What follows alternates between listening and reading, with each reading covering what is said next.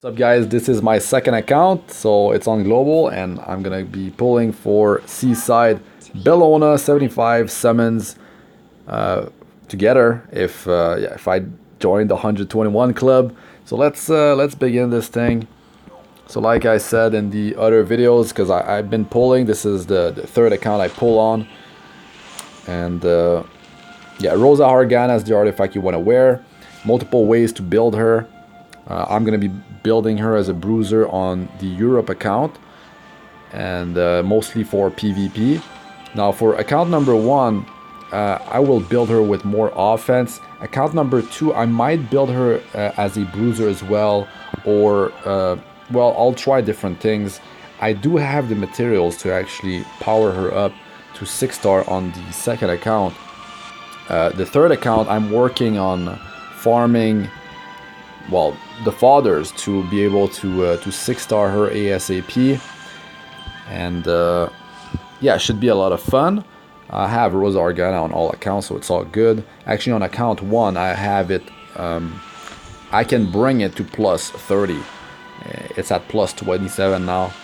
It should be yeah, it should be pretty cool. And water, I mean, yeah, a lot of limited heroes are, I mean, they wear water. It's kind of unfortunate, but still, at least we can, we don't counter the water with water, but at least we're not at disadvantage. So there's that. And she's very versatile with her kit. Can be built, like I said, in multiple different ways. Can be used in multiple areas of the game. Has good synergy with Bellona in Labyrinth and Raid when you camp for morale. They together give a lot of morale. So I'm thinking about trying Bloodstone on Bellona and Bloodstone on Seaside Bellona, because I have 2 on my global account.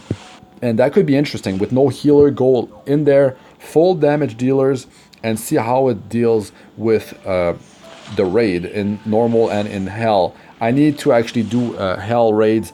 I have so many entries saved up on global. It's like I have like 25 entries to do. So it could be quite interesting to see how they how's the synergy there. And even if I do have to bring a healer, well, together they both will deal a lot of damage anyways. So it could be quite interesting.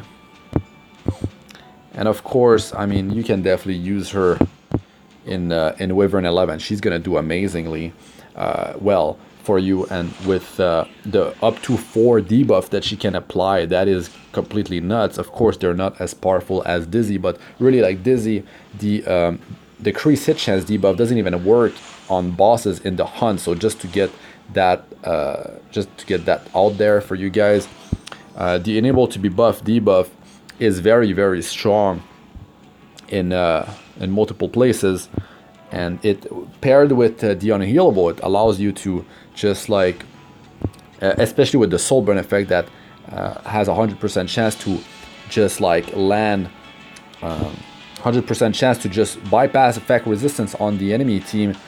That is so good, unless they have debuff immunity. I mean the buff, then you I mean, it's gonna land, and you will be able to like counter a lot of stall teams. And also, if you build her as a bruiser, you can definitely yeah, you will hurt cleave teams, like speed cleave teams.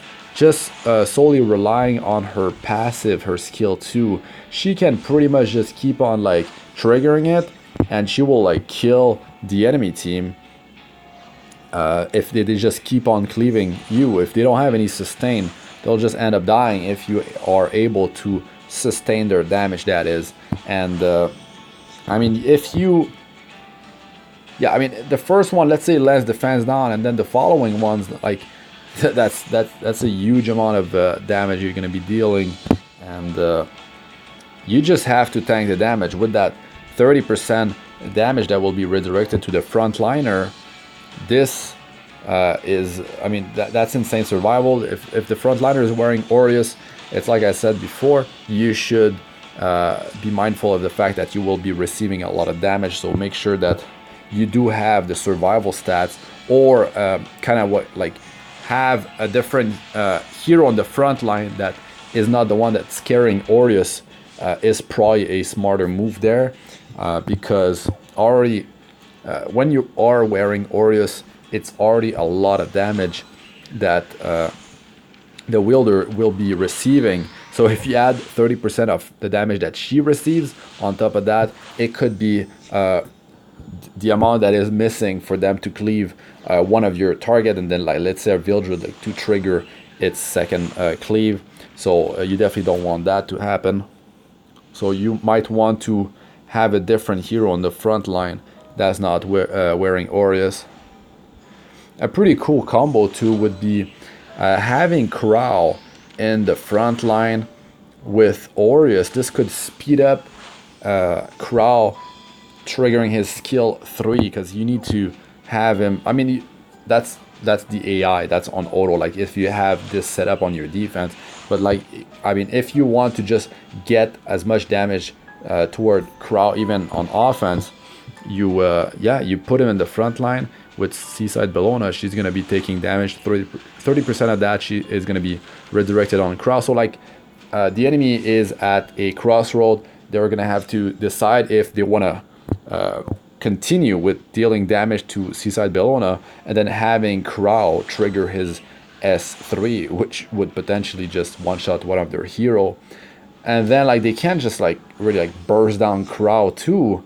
That could be quite annoying to deal with if that team has enough like enough sustain. But I mean, yeah, you don't want to sustain Crow. That's the thing. Like you could play this out on offense like quite well if you yeah, I mean it could be interesting actually.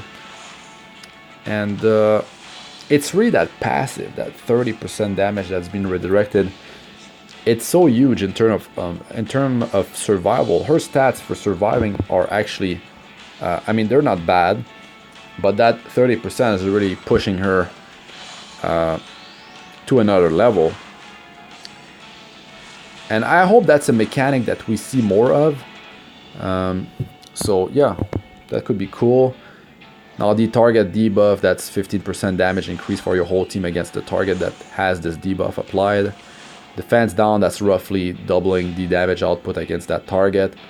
And defense down is 70% reduction of defense to the target. Very, very strong. Now that's a reason why for building her as a bruiser, I'm going with like crit chance neck and HP percentage, well, boots or ring, and the other one would be defense percentage, and with like an immunity set.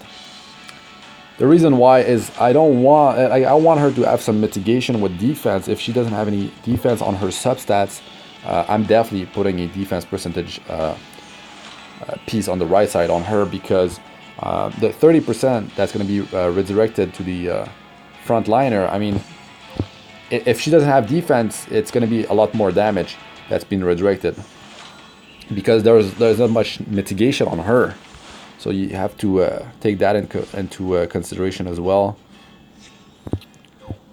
And also, like if you're running like a defense buffer on your team, let's say that it's Crow. I mean, if you balance your stats, your survival stats, HP and defense, I mean defense percentage, you usually want 2 HP percentage and 1 defense percentage on most like support heroes if you want to get a good amount of survival. And you're gonna need like either like immunity set or effect resistance or a cleanser that will remove defense down debuff. It's not easy. Like if they do land defense down debuff, you're losing a lot of values from your defense percentage gear. So yeah, so it's either immunity set for 1 turn, which can be kind of worked around. Like they could just avoid bursting you on turn 1 and just wait for turn 2 until like you don't have immunity anymore. But if they do that, you could just disrupt their enemy team depending on your team composition. So they can't really do that in all cases. But let's say you've got like whoever that lands debuffs or whatever, if they have a cleanser part of their offense team, they can just like, and that cleanser goes first, they can just wipe out your debuffs and just go with their business to take you down one by one, or I mean, take out all your heroes, and yeah. So right now I'm grinding on my third account, just leveling up fathers, and yeah, I wonder, am I gonna hit the 121 club here? There's 28 summons left. I don't care about the artifact, the Reingar special drink. I don't need it. I don't need that thing, because like I said, Rosa Hargan is the best in slot for her unless you're doing PvE against high HP targets. Then Daydream Joker would be better. And yeah, I mean, it's a limited artifact. If you really want it, just go for one, and then the powder shop, just buy the bottle of knowledge and use that to power it up to plus 30 later down the line. I mean, enhanced level 30. I mean, you need 5 extra copies to get that powered up to the maximum. It's gonna go from, I mean, 75% chance at plus 15 to 100% chance at plus 30. But that's a pretty big investment. Like, if you, definitely don't recommend this as free to play. Even like chasing for a limited artifact as a free to play player, even like after you've gotten the hero. I've tried that in the past with Necro and Undyne. I can tell you, it went like horribly. That was really bad luck, but it can happen to everyone. It can happen to anyone, I mean. So you have to be mindful of that. If you're free to play, just like stick to the limited hero at 121 summons, and like be on your way. And another thing is that with the new summoning system, we're gonna be able to have a guarantee summon at 121 for, well, it looks like pretty much every hero. So I was hesitant on Seaside Bellona, but then like looking at her kit and like building her as a bruiser would definitely be amazing for PvP. For my third account on Europe anyways. The other accounts I can experiment with, PvE, PvP and all that. So it should be a lot of fun to do to experiment with her. And I mean, overall she's a very solid hero. So I mean, you I wouldn't say that it's a bad idea to summon on her at all. It's definitely worth going for her. So you should try it. You should try to get her if you don't have the Covenant Bookmarks, because maybe you did use them on a hero that's not limited and you're a free to play player. You should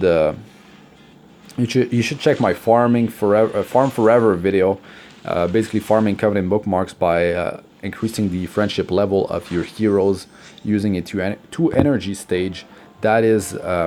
That's a good way to get a lot of Covenant Bookmarks beside visiting the secret shop vendor in the labyrinth every day, checking the secret shop every hour, and then you can also just refresh the secret shop. You can check my under my channel under playlist. I've got a summon and crafting playlist that has like all my stuff in there, and also refreshing the secret shop.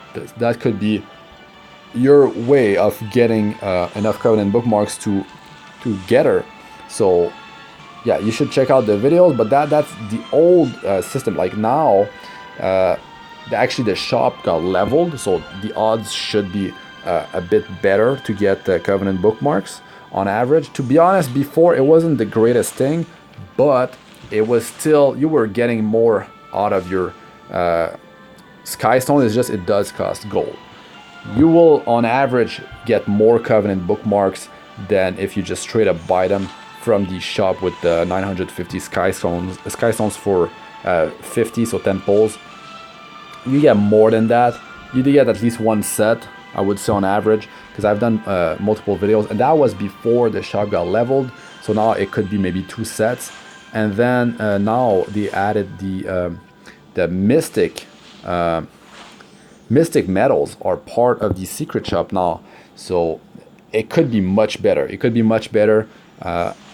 I don't think it's like amazing, because I mean they wouldn't do that because it would just like be too good, right? But it has to be much better than before, at least. So I mean, let us know in the comment section if you've done a bunch of secret shop refresh with the Mystic medals in there. I'm actually quite interested, and I don't have plans to do it soon. So I mean, I could, I guess, but I don't have it planned. because I don't need the Covenant Bookmarks. I'm able to save enough in time. So yeah, just let us know in the comment section if you've tried it and how you feel it is now. I'm sure a lot of players are curious as well about it. So yeah, that could be your way to get enough Covenant Bookmarks to pull for Seaside Bellona before the banner is over. Beside that, I mean, really, like, it has to be part of your daily routine to just go in the raid. Sorry, the labyrinth. It could be the first stage, the first one. You teleport north, and then you walk down. What is it? Southwest, and then there's one battle, and then there's the Hoosh. Like, is that no? The Vagrant Vendor. Sorry, that's his name. And yeah, you can get Covenant Bookmarks in there every day. There's also a bunch of charms. I always buy the ring and necklaces charms in there. You can get Callus. I buy the rare ones when they show up. Actually, one time there was a epic one that showed up and the price was quite ridiculous.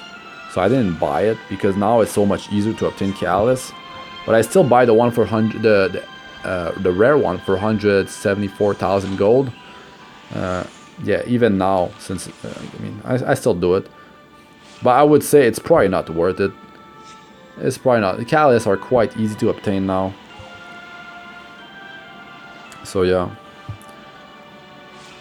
But I did so many secret shop refresh videos, and I had to do it. Like, there was a point where there was a banner for it was Ken, and it was also, oh my god, how did I forget this?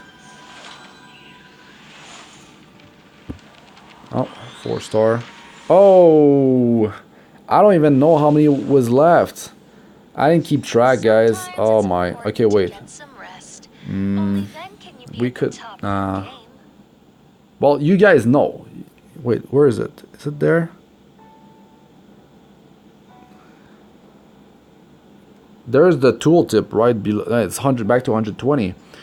But I said something like I was at 25 not too long ago. So I feel like there was probably between 15 and 20 summons left. Something of the sort. And also out of my gold transmit stone here. So there was 57 on top of the few that I needed to get to reach 20. Yeah, I feel like there was between 15 and 20 left. So definitely not bad. No 121 club. She's here. Also, when you triple S your heroes, be it 3-star, 4-star, 5-star, I mean, for free to play, it's mostly gonna be 3-star, of course. There is a devotion, memory imprinting, reputation that gives you a lot of Covenant Bookmarks. That's an extra way to get Covenant Bookmarks, and you can repeat it. You can do it on the same hero more than once. So, like, you see Gina, like, she's memory imprint D. So, like, let's say this was my second or third Gina. Like, I could have 1 or 2 Gina before that got triple S memory imprint. It all counts toward the reputation. So you have to you see triple S here. You can sell them. The triple S ones, you can just sell them for silver transmit stone. I'll just show you here. This is not triple S. But yeah, there's quite a few heroes I need to do that on, but just to show you, just quick tips here if you didn't know. So I'm gonna sort this just star. So you see triple S, right? You see Carrot got triple S under her portrait. There you go. 8 silver transmit stone, 22.4k gold. So I mean, it's always good to it's an extra way to get silver transmit stone, and I mean, you'll have to do it later down the line because you'll just have too many and there's no reason to just hold on to them. But like 4-star heroes, let's say you could save up for a Moonlight version, And so yeah, be mindful of that. You should do it really only on 3-star heroes. If you're free to play, save up your 4 stars in case you pull the ML version or decide to build the RGB red, blue, green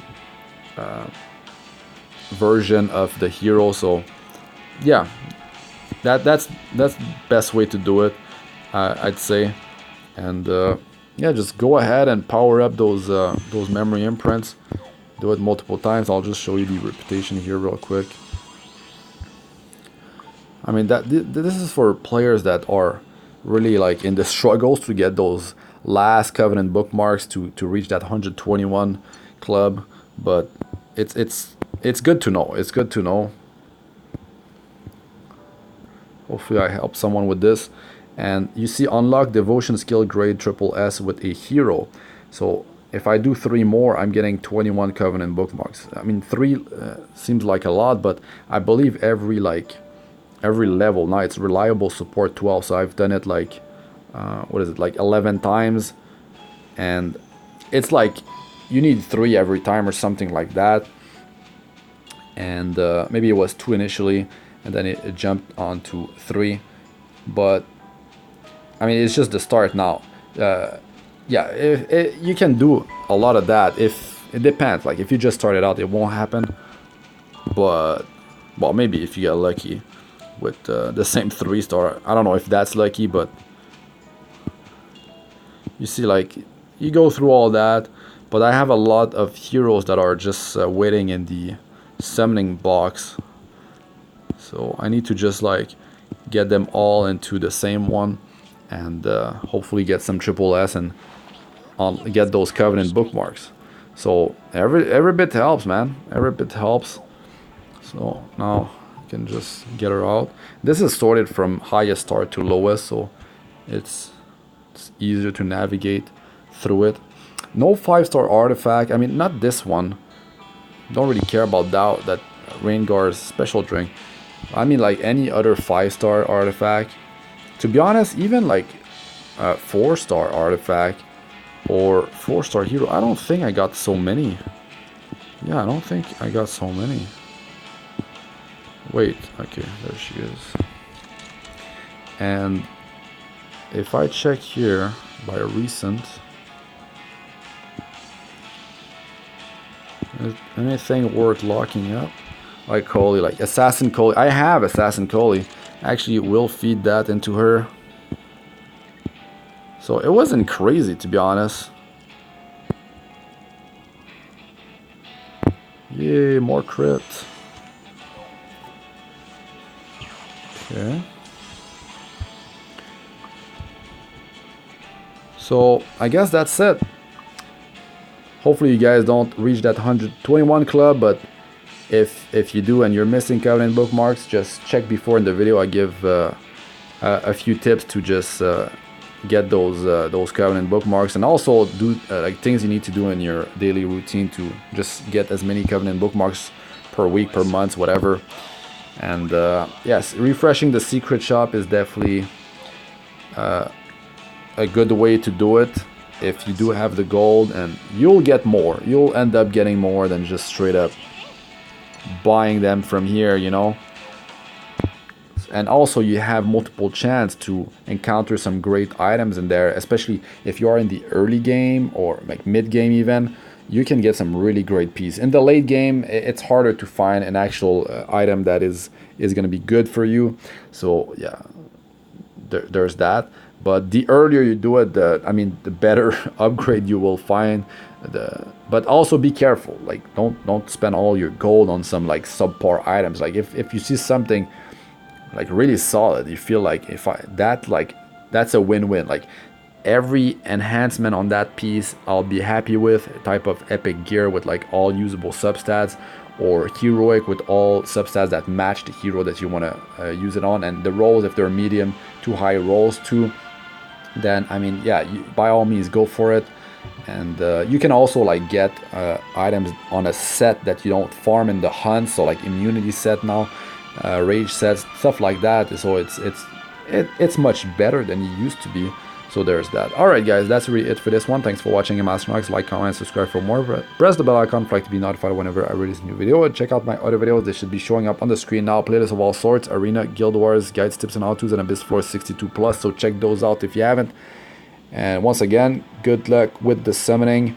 You do have time left, so I mean, I think you probably have enough time. You could do the secret shop refreshing, just farm hunts for gold, sell the stuff that is really like you feel like it's not gonna be good, or just, yeah, you need to sell. You need to sell a lot of gear if you want gold. But yeah, all right, let's just do this. Actually, that's the thing though. When you do daily summon, you gotta be careful. Sometimes it doesn't trigger the reputation. So I don't know if I open it from there. Oh, there. This thing's about to finish. Let's complete another one first. There. And let's get in the summoning. You never know. I mean, I've gotten multiple 5-star heroes out of this across all 3 accounts. But, I mean, there you go. Sometimes it takes a really long time. And now we're going to be able to get Moonlight heroes out of the Covenant summon. So, you never know. Maybe maybe it's like you get really lucky. So, yeah. Alright, that's really it for this one. Peace out for now.